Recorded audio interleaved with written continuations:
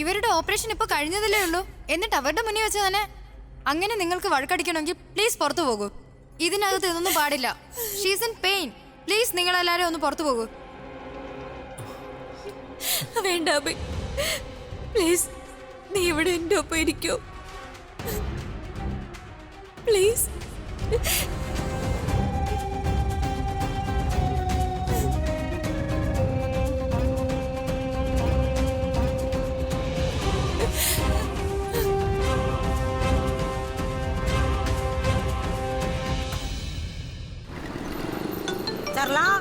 വേഗം വാ. ആ അമ്മ എന്താ വരുന്നു. എന്തു പറ്റി ഇത്ര രാവിലെ തന്നെ? അബിയുടെ അച്ഛമ്മയുടെ ഫോണാ, വേഗം എടുക്ക്. അവരെന്തിനാ രാവിലെ തന്നെ വിളിക്കുന്നേ? ഇനി പ്രിയ അബിയോടെല്ലാം പറഞ്ഞിട്ടുണ്ടാവോ? ഭഗവാന്റെ കൃപയാൽ അങ്ങനെ മതിയായിരുന്നു. അബിക്ക് തനുവിന്റെ സത്യാവസ്ഥ മനസ്സിലാവണം. നമ്മുടെ പ്രിയയുടെ തലേന്ന് ശല്യം ഒന്ന് ഒഴിഞ്ഞാ മതിയായിരുന്നു. ആ ഫോണൊന്ന് എടുക്ക്.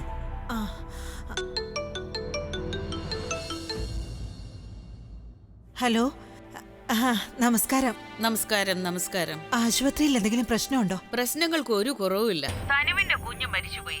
പക്ഷെ സങ്കടത്തിലായത് എന്റെ അഭിയാണ്. അവൻ 2 ദിവസമായിട്ടൊന്നും കഴിച്ചിട്ടുമില്ല, കുടിച്ചിട്ടുമില്ല. ആരോടും അവനൊന്ന് സംസാരിക്കുന്നു പോലുമില്ല. പ്രിയ അബിയോട് തനുവിനെ കുറിച്ചൊന്നും സംസാരിച്ചില്ലേ? പ്രിയയ്ക്ക് അഭിയോട് സംസാരിക്കാനുള്ള ധൈര്യം പോലുമില്ല. പ്രിയ അവനോട് സംസാരിക്കാതിരുന്നാൽ തനുവിന്റെ സത്യം എങ്ങനെ പുറത്തു വരും? അഭി തനുവിന്റെ കുഞ്ഞിനെ സ്വന്തം കുഞ്ഞാണെന്ന് കരുതി ഒരുപാട് തകർന്നിരിക്കുക.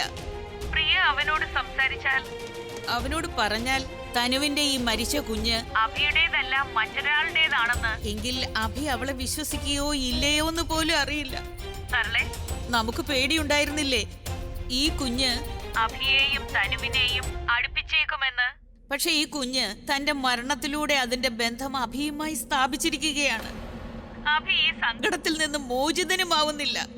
എനിക്ക് പേടിയാകുന്നത് ഇനി അഭി പ്രിയയാണ് എല്ലാത്തിനും ഉത്തരവാദി എന്ന് വിശ്വസിക്കുമെന്ന. പക്ഷെ അങ്ങനെയായാ വളരെ ബുദ്ധിമുട്ടാവും. ഇപ്പോ ഡോക്ടർ എന്താ പറയുന്നേ? ഡോക്ടർ പറഞ്ഞത് ഇതാണ്, തനുവിന് ഇന്ന് വീട്ടിലേക്ക് പോകാമെന്ന്. വീട്ടിൽ പോയാൽ ചിലപ്പോ പ്രിയ അഭിയോട് സംസാരിച്ചാൽ നല്ലതല്ലേ? ചിലപ്പോ എന്ന് പറഞ്ഞാ അവക്ക് സംസാരിച്ചല്ലേ പറ്റൂ. സത്യാവസ്ഥ പുറത്തു വന്നില്ലെങ്കിൽ അബി എങ്ങനെ ഇതൊക്കെ അറിയുന്നത്? സരള ടെൻഷൻ അടിക്കണ്ട, ഞാനുണ്ടല്ലോ പ്രിയയുടെ കൂടെ. ഒരു തെറ്റും സംഭവിക്കാൻ അനുവദിക്കില്ല.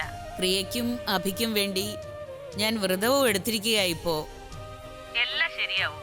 പിന്നെ പ്രിയയെയും അഭിയെയും നമുക്ക് ഏതെങ്കിലും ക്ഷേത്രത്തിൽ കൊണ്ടുപോകാം. ആ ശരി, ഉറപ്പായും കൊണ്ടുപോവാ. ശരി, ഇനി നോക്കാം. എന്തെങ്കിലും നല്ല കാര്യങ്ങൾ നടന്നാലോ? ഞാൻ എന്തായാലും ഫോൺ ചെയ്യാം കേട്ടോ. അമ്മ വീട്ടിലെത്തി ഉടൻ തന്നെ ഫോൺ ചെയ്ത് എന്നോടെല്ലാം പറയണം. അല്ലെങ്കിൽ എനിക്ക് സമാധാനം കിട്ടില്ല. ശരി, ഞാൻ വയ്ക്കട്ടെ. ശരി സരളെ. അമ്മ, എനിക്ക് തോന്നുന്നത് പ്രിയ കാത്തിരിക്കുന്നതാവും. തനു വീട്ടിൽ പോയതിനു ശേഷം അവളുടെ മുന്നിൽ വെച്ച് തന്നെ അഭിയുടെ സത്യം പറയാനാവും അവൾ ശ്രമിക്കുന്നത്. ഈശ്വര, അങ്ങനെ നടന്നാ മതിയായിരുന്നു. അഭി പ്രിയ പറയുന്ന കാര്യം ഒന്ന് വിശ്വസിച്ചാ മതി. പിന്നെ നമുക്ക് ഒരു തെളിവിന്റെ ആവശ്യമില്ല. 2 പേരുടെ ഇടയിലുള്ള തെറ്റിദ്ധാരണകളെല്ലാം മാറിക്കിട്ടും. ഒരുപക്ഷെ അമ്മേ അങ്ങനെ സംഭവിച്ചാൽ മതിയായിരുന്നു.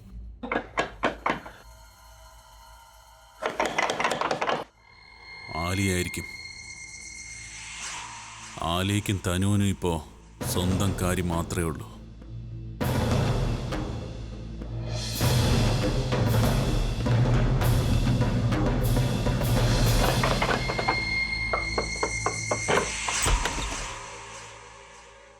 നിഖിൽ, നീ എവിടെയായിരുന്നു? ഞാൻ എത്ര നേരമായിട്ട് നിന്നെ ഫോൺ വിളിക്കുന്നു, എന്നിട്ട് എന്താ എടുക്കാത്തെ? ഇത്ര ചെറിയ കാര്യം പോലും നിനക്ക് മനസ്സിലാവില്ലേ?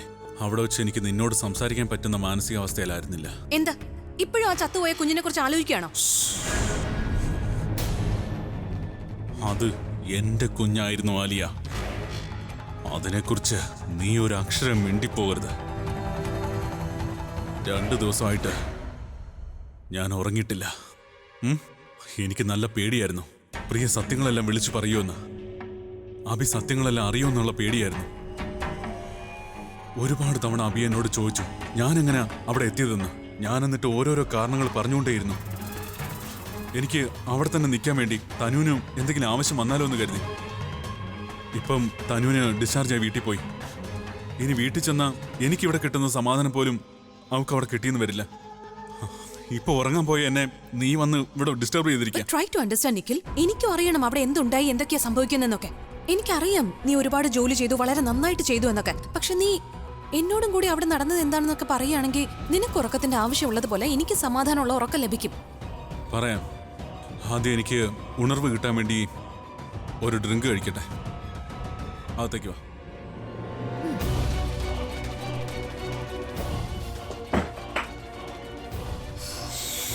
ഡ്രിങ്ക് കൊണ്ടുവരാം. Please wait.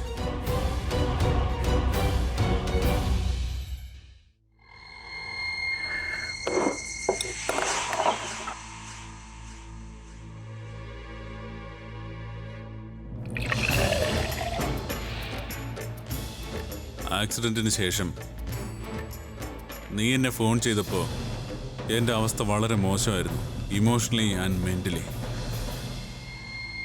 സ്വയം നിയന്ത്രിച്ചതിന് ശേഷം ഞാൻ തനുവിൻ്റെ റൂമിലേക്ക് പോയി. Take care of yourself please Tanu, കരയരുത്. ഞാനുണ്ടല്ലോ നിന്റെ കൂടെ. ആ പ്രിയ രക്ഷപ്പെട്ടു, എന്നാലും സാരമില്ല. നിനക്കും കുഞ്ഞിനൊന്നും സംഭവിച്ചില്ലല്ലോ, അതല്ലേ നമുക്ക് ഏറ്റവും വലിയ കാര്യം.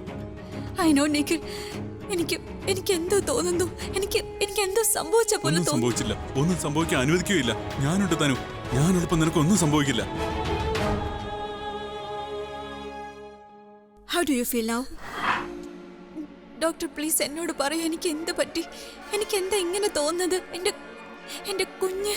ഞാനത് വളരെ വിഷമത്തോടെയാണ് പറയുന്നത്. എനിക്ക് നിങ്ങളുടെ കുട്ടിയെ രക്ഷിക്കാൻ പറ്റിയില്ല.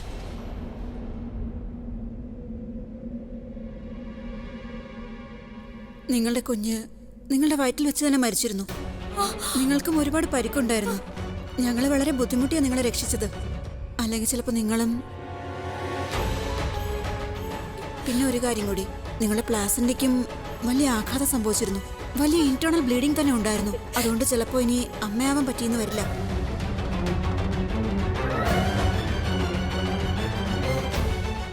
V are sorry for the loss.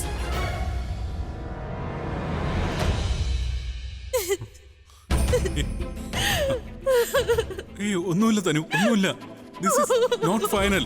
This is not final, Tanu. Tanu please. കുഞ്ഞ് തനു മരിച്ചുപോയി. I lose my baby. ഇനി ഞാൻ എന്ത് ചെയ്യും? ഞങ്ങൾക്കിടയിൽ ബോണ്ടിങ് ആയത് മാത്രമേ ഉണ്ടായിരുന്നുള്ളൂ. കല്യാണത്തേക്കാൾ ശക്തമായ ബന്ധമായിരുന്നു അത്. അത് മാത്രമായിരുന്നു പ്രിയ അബിയിൽ നിന്ന് അകറ്റിയിരുന്നത്. അബിയും പ്രിയ ഒന്നാവും. ഞാൻ ജീവനോടുള്ളപ്പോ അങ്ങനെയൊന്നും സംഭവിക്കില്ല തനു. തനു അവള് ഈ ഒരു സിറ്റുവേഷൻ മാത്രമേ വിജയിച്ചിട്ടുള്ളൂ. ഈ പ്രാവശ്യം അവള് വിജയിക്കട്ടെ. ഗെയിം ഇനി ബാക്കിയുണ്ട് തനു. ഇനി ഞാൻ പറയുന്ന മാത്രം നീ ചെയ്താൽ മതി. നെഗറ്റീവ് കാര്യങ്ങൾ ഇനി ചിന്തിക്കരുത്. തളർന്നു പോകാൻ പാടില്ല. നമ്മുടെ കുഞ്ഞിന് വേണ്ടിയാണിത്.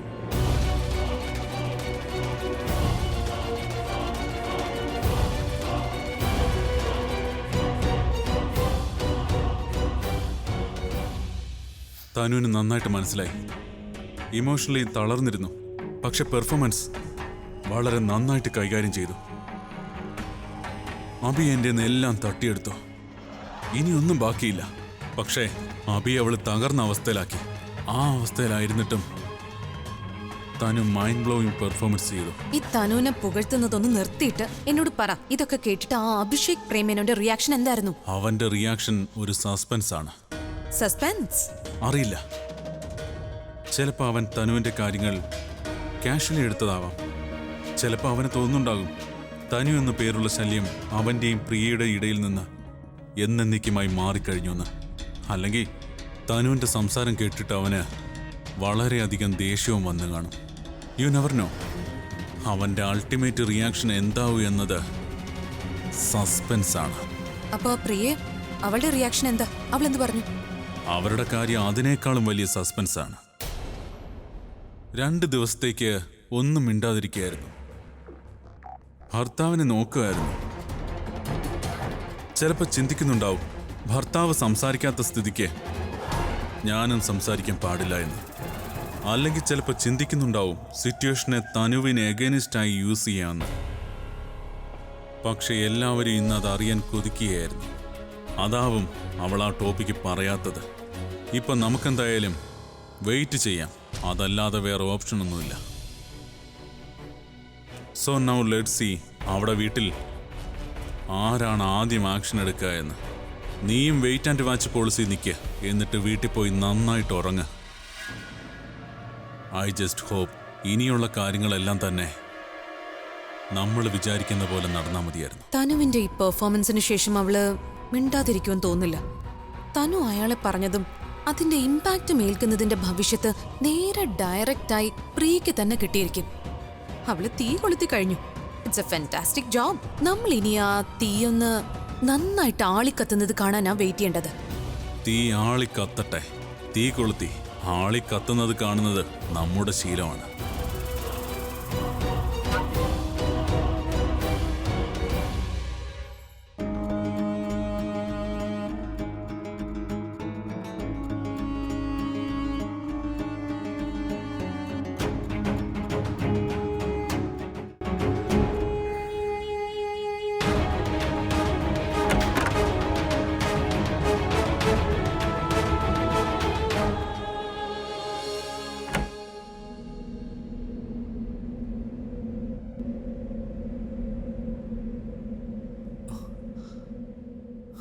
അബി പ്ലീസ്, അത് നീ തൊട്ടു പോരുത്. അത് നീ താഴെ ഇട്ടേക്കൂ.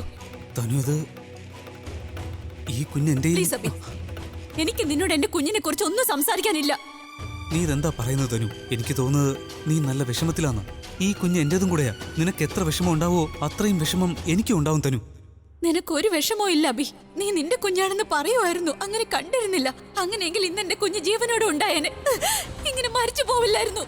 തനു, നീ കാരണം ഈ കുഞ്ഞ് എന്റെ ലൈഫിൽ വന്നിട്ട് നീ കാരണം തന്നെ പോയി. തനു, നീ ഇതെന്തൊക്കെയാ പറയുന്നത്? ഞാനിതിപ്പോ എന്ത് ചെയ്തെന്നാ? ഇനിയെങ്കിലും ആക്സെപ്റ്റ് ചെയ്യൂ അബി. ഇനി എത്ര നാള് ഡ്രാമ കളിക്കും? നിനക്ക് നന്നായിട്ട് അറിയാം അബി, എന്റെ കുഞ്ഞ് നീ കാരണം മരിച്ചെന്ന്. നിനക്ക് പ്രിയോടുള്ള സ്നേഹം, ഒരുമിച്ച് കഴിയാനുള്ള ആഗ്രഹം, അതൊക്കെ തന്നെ നിന്നെ കൊണ്ട് ഇതൊക്കെ ചെയ്യിച്ചത്. ആദ്യം നമ്മുടെ കല്യാണം തടഞ്ഞു. എന്നിട്ട് എന്റെ കുഞ്ഞിനെ അച്ഛനില്ലാത്ത കുഞ്ഞെന്ന് പറഞ്ഞു, മറ്റൊരാളുടേതാണെന്ന് പറഞ്ഞു.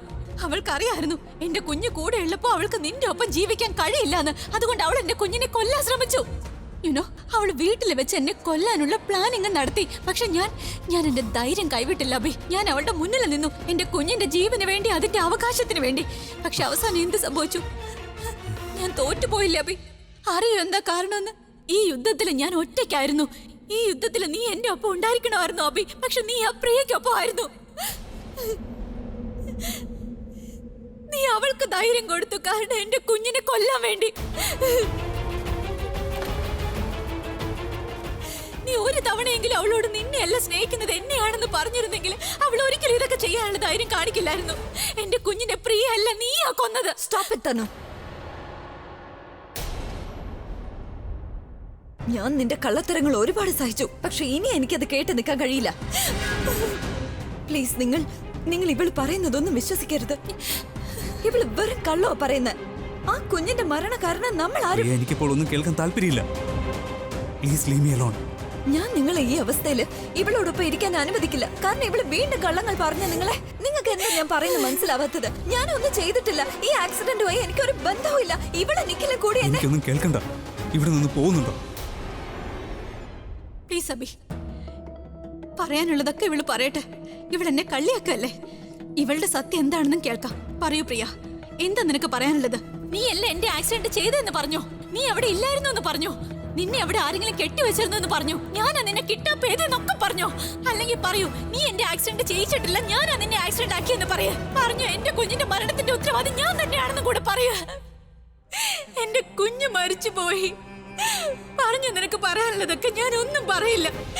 നിന്റെ കള്ളത്തരം കേട്ടാൽ എനിക്ക് ഒരു വ്യത്യാസം ഇപ്പൊ തോന്നില്ല. കാരണം എന്റെ ഏറ്റവും വലിയ സത്യം എന്റെ കുഞ്ഞായിരുന്നു. നിന്റെ മുന്നിൽ ഞാൻ തോറ്റുപോയി. നിനക്ക് എന്റെ അബിയുടെ ജീവിതത്തിൽ നിന്ന് അകറ്റണം അല്ലേ? ഇറക്കി വിട്ടോ, ഈ വീട്ടിൽ നിന്ന് തന്നെ ഇറക്കി വിട്ടോ. എനിക്ക് ഒരു കുഴപ്പമില്ല. നിനക്ക് എന്ത് പറയണെങ്കിലും പറഞ്ഞോ. ഞാൻ പറയും തനു, സത്യം മാത്രമേ പറയൂ. ഇതുവരെ മിണ്ടാതിരുന്നത് നീ കുഞ്ഞു മരിച്ചതിന്റെ വിഷമത്തിലാണെന്ന് കരുതി. പക്ഷെ അങ്ങനെയല്ല. നീ ആ മരണം പോലും മുതലെടുക്കുക. എന്നിട്ട് വീണ്ടും കള്ളം പറയുന്നു. ഇദ്ദേഹം അറിയണം 8 മാസം നീ ആ കുഞ്ഞിനെ നിന്റെ വയറ്റ് ചുമന്നത് നിനക്ക് ഈ ആഡംബര ജീവിതം അനുഭവിക്കാനാണെന്ന്. നീ എന്നും എല്ലാവരോടും കള്ളം മാത്രമേ പറഞ്ഞിട്ടുള്ളൂ. നിന്റെ ആഗ്രഹങ്ങൾ നിറവേറാൻ വേണ്ടി നീ ഈ കുഞ്ഞിനെ ഉപയോഗിക്കുകയായിരുന്നു. എന്നാൽ ആ കുഞ്ഞിന് നിന്റെ ദുരാഗ്രഹങ്ങൾ സഹിക്കാൻ കഴിഞ്ഞില്ല. നീ ചെയ്തതിന്റെ ഒക്കെ ശിക്ഷയാണ് ആ കുഞ്ഞ് അനുഭവിച്ചത്. എന്നിട്ട് ഇപ്പോഴും നീ കള്ളം പറയാ. ആ കുഞ്ഞിപ്പൊ ഈ ഭൂമിയിലില്ല. എന്നിട്ട് നീ ആ കുഞ്ഞിന്റെ പേരിൽ ഇദ്ദേഹത്തോട് കള്ളം പറയല്ലേ? Stop it Priya. Just stop it. മരിച്ചത് എന്റെ കുഞ്ഞാണ്. ഞാൻ ആകെ തകർന്നിരിക്കുവാണ്. അതിനിടയിൽ നിങ്ങൾ ഇങ്ങനെ കിടന്ന് വഴക്കിടില്ലേ? നിങ്ങൾ ഇവിടെ കിടന്ന് ഇങ്ങനെ തർക്കിച്ചു കഴിഞ്ഞാൽ മരിച്ചുപോയ എന്റെ കുഞ്ഞ് തിരിച്ചു വരുമോ? പക്ഷെ ആ കുഞ്ഞ് നിങ്ങളുടേതല്ല. പ്ലീസ്, ഇതിനെക്കുറിച്ചൊന്നും സംസാരിക്കണ്ട. എനിക്കൊന്നും കേൾക്കുകയും വേണ്ട. നിനക്ക് ഇങ്ങനെ പറഞ്ഞാൽ മനസ്സിലാവില്ലേ? പ്ലീസ് ഇവിടെ നിന്ന് ഇറങ്ങിപ്പോ. പ്ലീസ് എന്നെ അഭിയും തനിച്ചിരിക്കാൻ അനുവദിക്കും. ഞങ്ങൾ രണ്ടുപേരും പരസ്പരം സഹിച്ചോളാം. പ്ലീസ് ഇവിടെ എന്റെ ഭർത്താവ് പറഞ്ഞാലേ ഞാൻ ഇവിടെ നിന്ന് പോകൂ. നിന്റെ ഭർത്താവ് തന്നെ നിന്നോട് ഇവിടെ നിന്ന് ഇറങ്ങിപ്പോ പറയാ. അതുകൊണ്ട് പോ പ്ലീസ്. പ്ലീസ് ഈ വീട് വിട്ട് തന്നെ ഒന്ന് പോയിത്താ. നിങ്ങൾക്ക് ഞാൻ ഇവിടം വിട്ട് പോകണമെന്നാണോ ആഗ്രഹം? എനിക്കിപ്പോ എൻ്റെ അടുത്ത് ആരും വേണമെന്നില്ല. എനിക്ക് ആരുടെയും കൂട്ടും വേണ്ട. പിന്നെ ആരുടെയും സിമ്പതിയും ഞാൻ ആഗ്രഹിക്കുന്നില്ല. ഇനി കാര്യം ആരെന്ത് പറഞ്ഞാലും എൻ്റെ കുഞ്ഞു മരിച്ചു. ആ സത്യം എന്തായാലും മാറാൻ പോകുന്നില്ലല്ലോ. പിന്നെ ആ കുഞ്ഞു മരിച്ചത് ഞാൻ കാരണമായാലും നീ കാരണമായാലും എന്താ വ്യത്യാസം? എൻ്റെ കുഞ്ഞിപ്പോ ഈ ഭൂമിയിലില്ല. ഞാൻ പറഞ്ഞില്ലേ എനിക്കൊന്നും കേൾക്കണ്ടെന്ന്. നീ എന്താ മനസ്സിലാക്കാത്തത്? പ്ലീസ് എന്നെ ഒന്ന് ഒറ്റയ്ക്ക് വിട്. നിനക്ക് പറയുന്നത് മനസ്സിലാവുന്നില്ലേ? നീ ഇറങ്ങിവിടുന്ന് പ്ലീസ്. അഭി എന്നെ തനിച്ചിരിക്കാൻ അനുവദിക്കുക. ഞങ്ങൾ പരസ്പരം അഡ്ജസ്റ്റ് ചെയ്തോളാം. പ്ലീസ് ഇവിടെ നിന്ന് പോ. നിങ്ങളോടൊപ്പം ഇവിടെ ഇരിക്കാൻ ഞാൻ അനുവദിക്കില്ല. കാരണം ഇവള് വീണ്ടും നിങ്ങളോട് കള്ളമാണ് പറയുന്നത്. പ്ലീസ് ഒന്ന് മനസ്സിലാക്കാൻ ശ്രമിക്കൂ. ഈ ആക്സിഡന്റുമായിട്ട് എനിക്കൊരു ബന്ധമില്ല. ഇവിടെ കള്ളാ പറയുന്നത്. നീ അഭി എങ്ങനെ ആക്കിയിട്ട് എന്നിട്ട് അവന്റെ അവസ്ഥ ഇപ്പൊ നിനക്ക് കാണാൻ കഴിയുന്നില്ലേ? നോക്കൂ പ്രിയ, ഞങ്ങൾ ഇനി ശല്യം ചെയ്യരുത്. ഞങ്ങൾ ഇവിടെ എങ്ങനെയെങ്കിലും ഇരുന്നോളാം. നീ ഒന്ന് പോയി ഇവിടുന്ന്. നോക്കൂ, ഞാൻ പറയുന്നതൊന്ന് കേൾക്കൂ. നിങ്ങൾക്ക് ഇനി ഞാൻ പറയുന്നത് വിശ്വാസമില്ലെങ്കിൽ വേണ്ട. പക്ഷെ ഇവിടെ പറയുന്നത് മാത്രം വിശ്വസിക്കരുത്. ഇവിടെ നിങ്ങളെ ചതിക്കുക. ആരെയാണ് ചതിക്കുന്നതെന്ന് നന്നായിട്ട് അറിയാം എല്ലാവർക്കും. ഇനി നീ ഇവിടുന്ന് പോകുന്നോ അതോ ഞാൻ നിന്നെ തള്ളി പുറത്തേക്കാക്കണോ? എനിക്ക് പറയാൻ പ്ലീസ്, ഞാൻ പറയുന്ന നടക്ക.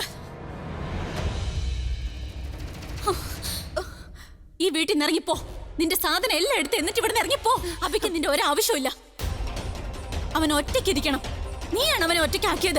ആദ്യം അവനെ എന്നിൽ നിന്ന് തട്ടിയെടുത്തു. ഇപ്പൊ കുഞ്ഞിനെയും തട്ടിയെടുത്തു. അത് അദ്ദേഹത്തിന്റെ കുഞ്ഞല്ലായിരുന്നു. അങ്ങനെ പറയുന്നത് നീയാണ്. അഭിക്ക് അറിയാവുന്നത് അവന്റെ കുഞ്ഞ് എന്ന് തന്നെയല്ലേ. ഇപ്പൊ അത് ലോകത്തിലുമില്ല. അതിന് നീ തന്നെയാ കാരണം. ഇനി നീ അവനോട് എത്ര വേണേലും സംസാരിച്ചോളൂ. അവന് കൂടുതൽ വിഷമം തന്നെ ഉണ്ടാവുള്ളൂ. നോക്ക്, അഭി എന്നെ എത്ര സ്നേഹിച്ചാലും ഇല്ലെങ്കിലും എന്റെ കുഞ്ഞിനെ അവൻ ഒരുപാട് സ്നേഹിച്ചിരുന്നു. നീ അവനോട് പോയി ഇങ്ങനെ എന്തെങ്കിലുമൊക്കെ പറഞ്ഞാൽ അത് അവന് വീണ്ടും വിഷമം ഉണ്ടാക്കേയുള്ളൂ. നീ അവനോട് ഈ കുഞ്ഞ് അവന്റെ അല്ല, നീ ഒന്നും ചെയ്തിട്ടില്ല എന്ന് പറയാൻ ശ്രമിക്കുകയാണെങ്കിൽ അവൻ ഒരുപാട് ദേഷ്യം വരും. അവൻ ഒരുപാട് അപ്സെറ്റ് ആവുകയും ചെയ്യും. അവനോട് സത്യം പറയാൻ എത്ര വേണേലും ശ്രമിച്ചോളൂ. പക്ഷെ അഭിക്ക് ഒരു സത്യം അറിയാവുള്ളൂ. അവന്റെ ഈ കുഞ്ഞ് ഇപ്പൊ ഭൂമിയിലില്ല എന്ന സത്യം. നീ എന്റെ കുഞ്ഞിനെ കൊന്നു കഴിഞ്ഞു. പക്ഷെ അഭിയുടെ ഒപ്പം കഴിഞ്ഞാൽ അവന് നീ എന്നും കൊല്ലും. സോ പ്ലീസ് അവന് സമാധാനം നൽകി വീട്ടിൽ നിന്ന് ഇറങ്ങിപ്പോ. പിന്നെ നീയല്ലേ പറഞ്ഞത് ഇടയ്ക്കിടയ്ക്ക് പ്രിയപ്പെട്ടവർക്ക് വേണ്ടി പ്രിയപ്പെട്ടവരെ ഉപേക്ഷിക്കേണ്ടി വരുമെന്ന്? ഇപ്പൊ ആ സമയം വന്നിരിക്കുന്നു പ്രിയ. നിനക്ക് അഭിക്ക് വേണ്ടി അഭിയെ ഉപേക്ഷിക്കേണ്ടി വരും. അദ്ദേഹം അത് മനസ്സിലാക്കിയേ പറ്റൂ.